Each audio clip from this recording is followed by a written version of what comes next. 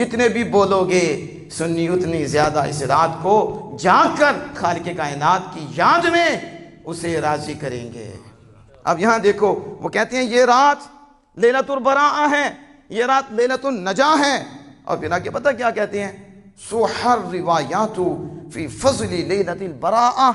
یہ اصل بات ذہن میں رکھنا، کہتے ہیں لیلۃ البراءت میں جو حدیث پاک آئی، اس کی فضیلت میں جو حدیث پاک آئی، اس کی روایت کی تصحیح کی گئی ہے، یعنی یہ حدیثیں صحیح ہیں، یہ روایات صحیح ہیں، کہ کسی کے ذہن میں یہ نہ ہو کہ یہ موضوع ہے۔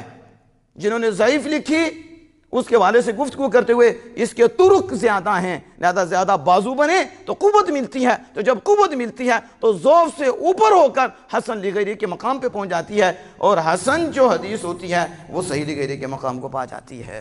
لیکن کہا سحر روایات فی فضل لیلۃ البراءہ، یہ شعبان المعظم کی 15ویں رات کو جو فضیلت آئی ہے وہ ساری روایات سحر اس کی تصحیح کی گئی ہے، اور محدثین نے کہا ہے یہ حدیثیں صحیح ہیں۔ سمجھ آ رہی ہے اس کی؟ یہ میں نے ترمذی شریف کے حوالے سے آپ کے سامنے ذکر کیا۔